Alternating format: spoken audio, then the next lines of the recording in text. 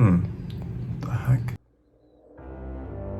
Hello, Mr. Silverline. I am Lucifer and I appreciate you joining this call. I am the head of pain and suffering. You, along with 60% of the engineering department, no good, so we have to eliminate you.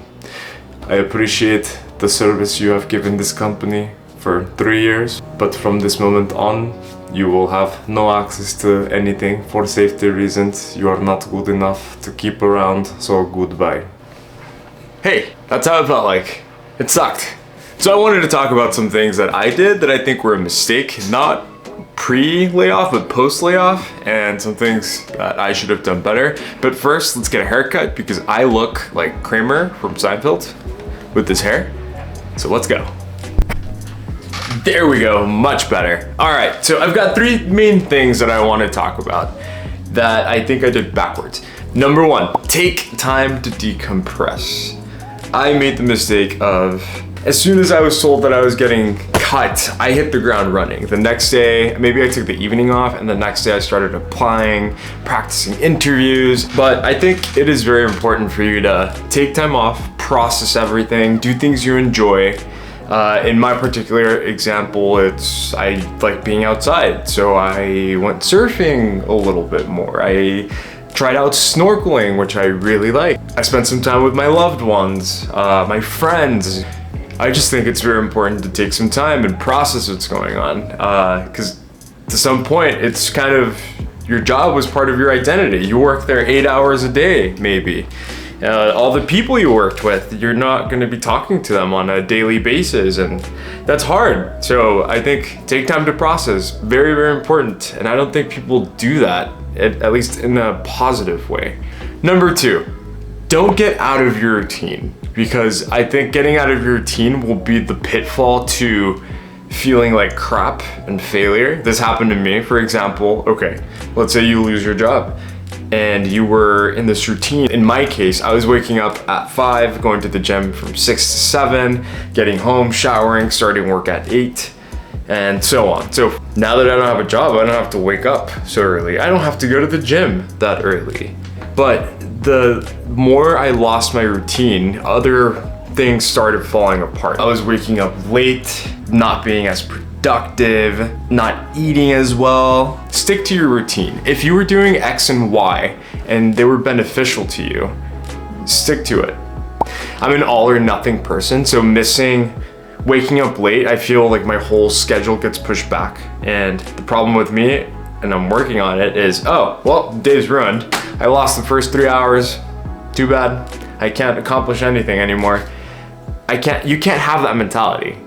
I can't have that mentality. Use the time that you would have normally had with work to do something productive, whether that's applying for a job or if you want to start a business because maybe you don't want to rely on other people and you're just expendable because you're not working for yourself. Do that instead. Make a YouTube channel. Start posting YouTube videos. I don't know.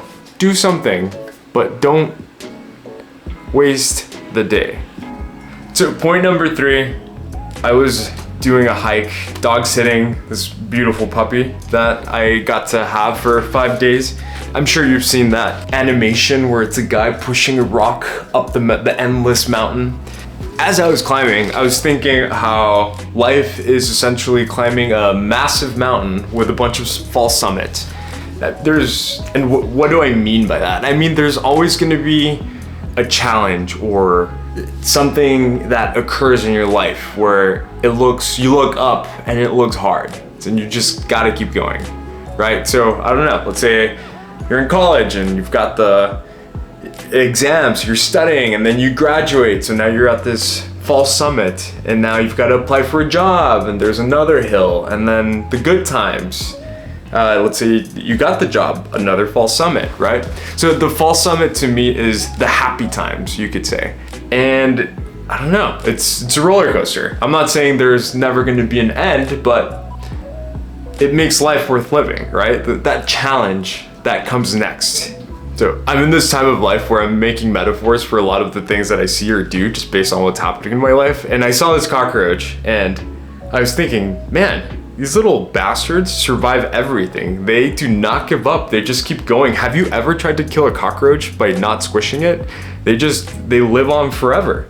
So I am now adopting the term cockroach mode, roach mode. Be a roach, be consistent, never give up, always strive, survive, climb that hill all the time. So I don't know. Don't be a roach that's flipped backwards, not doing anything, not going anywhere. Always be right side up, going to places. That is a stretch. I'm not a fan of roaches, but you gotta give them credit. They're consistent. They will survive anything. So yes, roach mode. Anyway, I don't know, very random video. It's kind of what the mistakes I did that I probably should have done. Hopefully this helps someone out. I know there's some of you that I used to work with, so this is very embarrassing, the fact that you're probably watching this. But yeah, if you liked the video, give me a thumbs up. If you hated it, give me a thumbs down. I will be back to the regularly scheduled content next week. I'm signing up for another Ironman in December. Yes, back to training. But yeah, thanks for watching. Have a great one.